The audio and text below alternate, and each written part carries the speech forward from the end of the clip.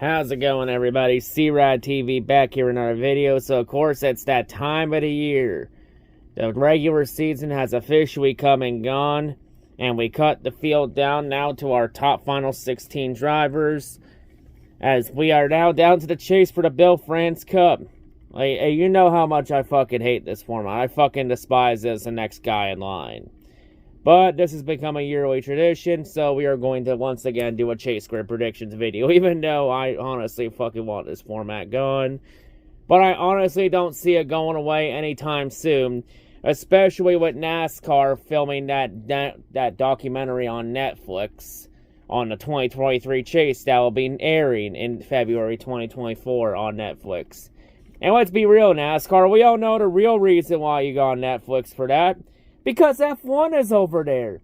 You saw how much success Drive to Survive had on Netflix for F1. And you want that glory for yourself. Because whatever F1 has, you gotta have it too. Just with more gimmicks and more bullshit. But anyway, though, we're gonna take a look at the Chase Grid. And we're gonna take a look at how everything stacks up. So, of course, here are the 16 drivers, of course, in this year's Chase. All 16 now battle for the Bill France Cup. So yeah, all on this grid here, as we're going to go through this grid by each round. I'm not going to go through describe every driver's season so far. If we did, that would take nearly 20 minutes of recording on this video. And I don't want to waste everyone's time with that too much, but I will describe all the drivers that do get eliminated once we get to each round. But yeah, anyway, the round of 16 consists of Darlington for the Southern 500. We also got Kansas and the Bristol Night Race. So, out of the 16, who move on to the round of 12? So, here are the 12 drivers on the bracket now I have moving on into the next round. And I have the winners, of course, highlighted in yellow. So, let's go through all of them, shall we? So, for the Southern 500, I got that race going to Kyle Larson. I mean, Larson's been long overdue for a win at Darlington. I mean, it's gotta happen at some point. I think Larson finally breaks through and finally gets that win at Darlington. Like, arguably had a race-winning car back in the spring until him and Chastain got in that piston match. For Kansas, I got Kansas going to William Byron because earlier in the year he dominated Las Vegas. And Kansas has a lot of similarities to Vegas, so I can see Byron dominating that race. Plus, Byron's had some pretty good speed at Kansas in the past, so I think he finally puts it together and wins that race. For Bristol, you may know this for Bristol, I have nobody listed for Bristol. I have Bristol being won by a non-chaser. I got Bristol going to Chase Elliott. I have a feeling that Chase Elliott's going to play spoiler in this chase and win a race in this round. Not only because I think there's no way Chase Elliott goes winless this year, but I feel like Alan Gustafson is going to be fighting for his job these last 10 races. Because I have a feeling someone's going to get fired on that 9 team. And I feel like they're going to fire Gustafson. Even though Gustafson is not the fucking problem on that team.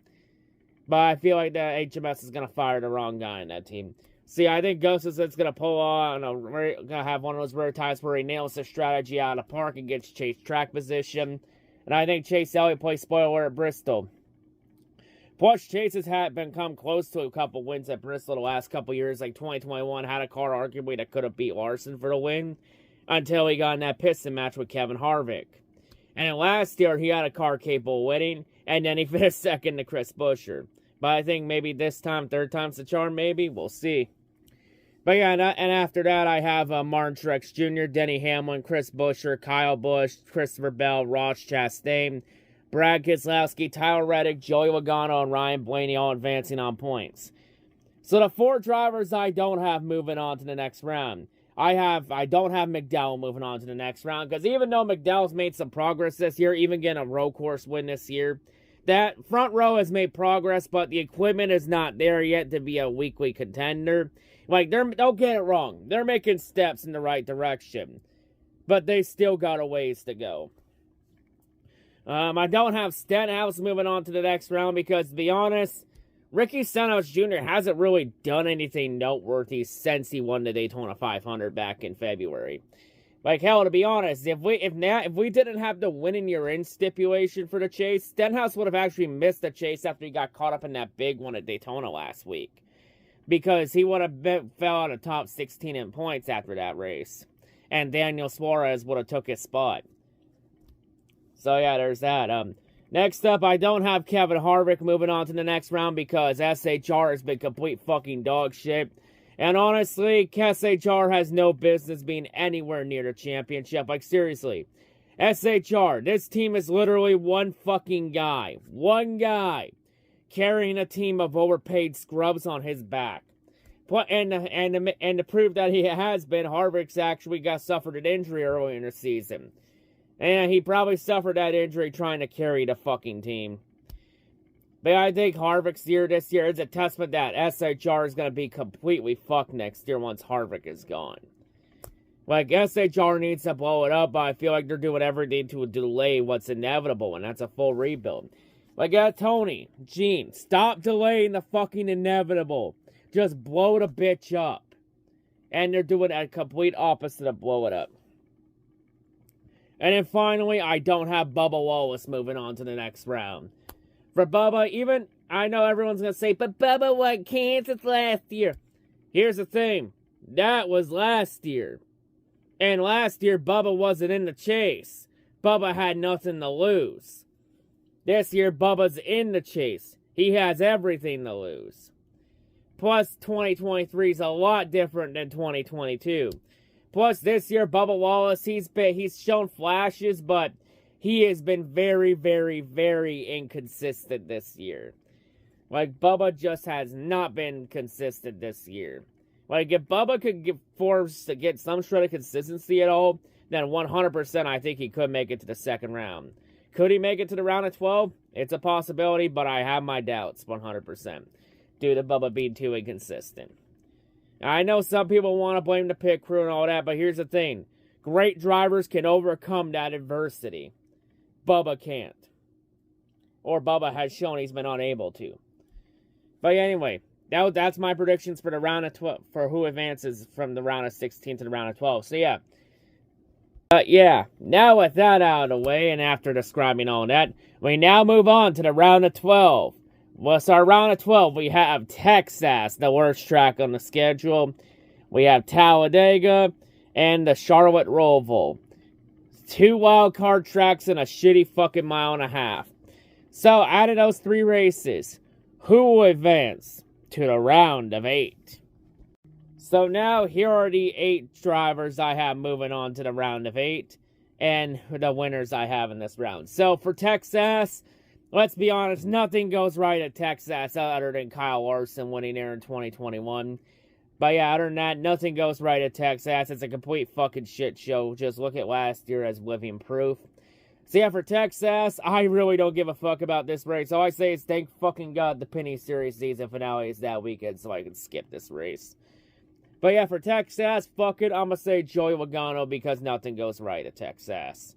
And yeah, it just seems like a kind of time Logano wins a race. Like, originally I was going to give Martin Truex Jr. Texas because Truex can only win races that are boring or complete dog shit. Because it's illegal for Truex to win a good race.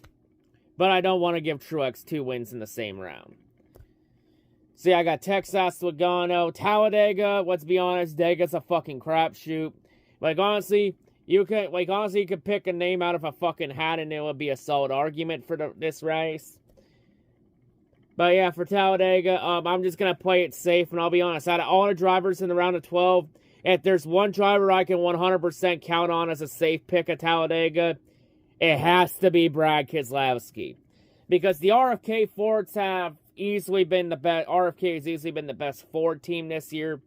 Just look at Chris Buescher's breakout season as living proof. And Keselowski's had some good speed on the super speedways. Like, the RFK cars have had good speed on the super speedways. And I feel like if there's any race this year that Keselowski's going to win, I think you have to put Talladega near the top of that list, especially considering he's won at the track 6 times. And then for the Charlotte Roval, it's going to be probably a boring race where it'll probably be a shitty finish like last year.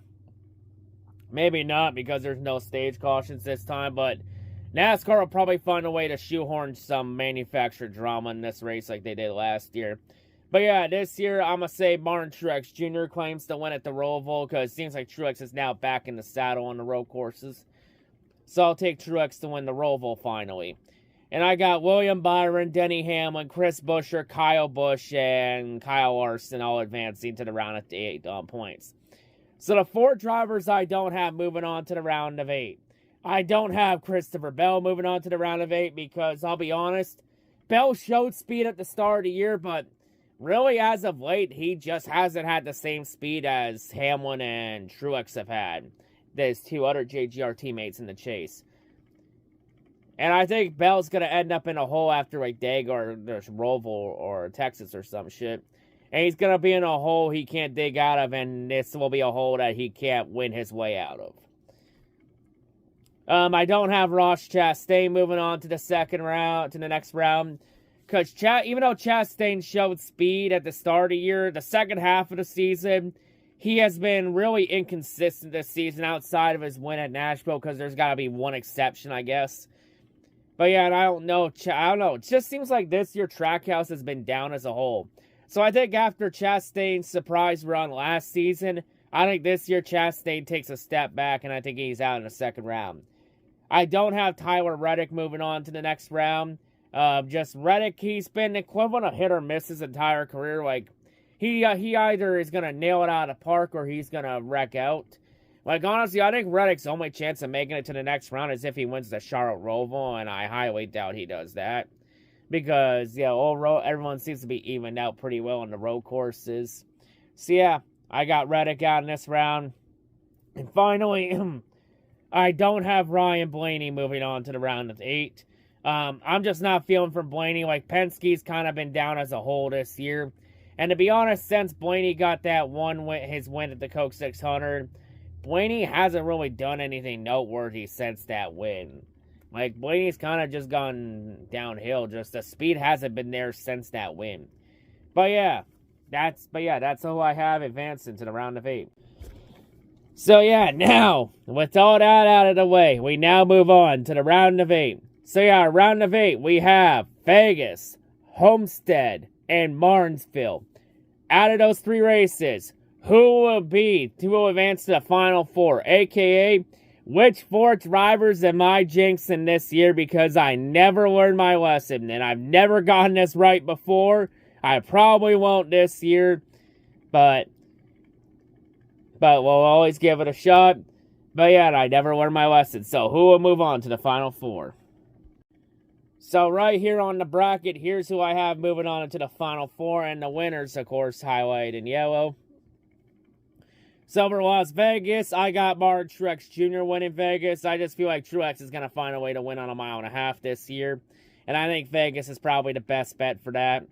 So I got Truex winning Vegas and winning on a mile and a half. Plus, Truex has had some good speed at Vegas the last couple years. I think he finally puts it together. Homestead, Miami, I got Kyle Larson. Like, after Larson took so many years to win at Homestead in his Cup career, I feel like after last year when he finally won at the track, I think that's going to get that proverbial monkey off his back. And I think Larson's probably more than likely going to go on a tear at Homestead. So I got a Homestead going to Larson. Plus, it's like his best and favorite track. So, yeah. And then for Martinsville, I have a feeling Denny Hamlin's going to win that race and BS his way into the Final 4. I mean, the last 2 years, Hamlin has been heartbroken at Martinsville. Like 2021, he got dumped for the win by Alex Bowman. Last year, it looked like he was going to advance, and then the Hail Melon happened. This year, I think Hamlin gets some sort of retribution over the last 2 years, and he wins at Martinsville. And I have William Byron advancing to the Final 4 on points. So, the 4 drivers I don't have advancing to the Final 4. I don't have Logano going on to the Final 4. I feel, well, one, because Penske cars just haven't had the speed this year. They've just been down as a whole this year. And the second reason I don't have Logano making it to the Final 4 is because, are any of you aware that Logano only makes the Final 4 on even number years? Odd number years, he usually either A, is out pretty early or gets knocked out in the round of 8. So yeah, like, just look at all Logano's Final 4 appearances. All of them have come on even number years. 2014, 2016, 2018, 2020, 2022. So yeah, Logano only makes the Final Four every other year. But judging by this pattern, I have a feeling that Logano's going to be a title contender next year and will be in the Final Four in 2024. You heard it here first, folks. Next up, I don't have Brad Keselowski moving on to the next round because even though RFK has come a long way since Brad K took ownership of the team last year, and they've come a long way in just a short amount of time, they still got a little ways to go before I think they're legit title contenders. I don't think this year's the year they pull it together, but next year I think could be the year they put it all together. I don't have Chris Buescher moving on to the next round, which may surprise some people. And because Buescher is a legit dark horse contender for this championship, and he's the hottest driver entering the chase, winning 3 of the last 5. But I feel like something's gonna happen to Buescher or Vegas or Homestead where he's gonna end up in somebody else's mess or a mechanical failure or something. And that's going to put Buescher in a hole he can't dig out of at Martinsville. I just feel like something happens to Buescher and he ends up in the hole. And finally, I don't have Kyle Busch moving on to the Final Four. Because to be honest, Kyle Busch, the only track he's ever had speed at is Vegas. Homestead, he's been pretty mid. And Martinsville, he's the equivalent of boom or bust at Martinsville. But yeah, and another reason I don't have Kyle Busch moving on is because of the script that got leaked a couple weeks before, about a month ago before the chase. When the script was revealed, showing that the Final Four would be Truex, Larson, Byron, and Busch. And yeah, that reason, because originally I was going to put Busch in over Hamlin, but in the end, I couldn't go through with it, because here's why. I have a feeling NASCAR is going to change the fucking script because it got leaked. Because the script here, that's who NASCAR wants in the Final Four this year. Problem is, they're probably not going to have that as the Final Four. Because everybody now knows the script got leaked. And NASCAR is going to try and cover their own ass and change it and throw everybody off. Because after it got leaked, NASCAR was probably like, oh shit, the script got leaked. How the fuck did we leak the script? Oh shit. Everyone now knows NASCAR's rigged and scripted. Alright, we gotta try to convince them it's not. We gotta throw them off. How about, let's say, we throw Denny Hamlin in over Kyle Busch. Yeah, that one. That ought to do it. That ought to convince them. No, NASCAR. You're not gonna convince me that way. You're gonna have to try harder than that. Maybe if you threw Buescher in instead, you might be able to convince people that it's not rigged and scripted. But I highly doubt you're gonna go that far. Because every year in the Final Four, we got to have at least one villain in the Final Four. And I think Denny Hamlin fits the bill the best this year, since Kyle Busch really is no longer a villain. I don't really label him as a villain anymore ever since he left Joe Gibbs Racing to go to RCR. But anyway, that's just my Final Four.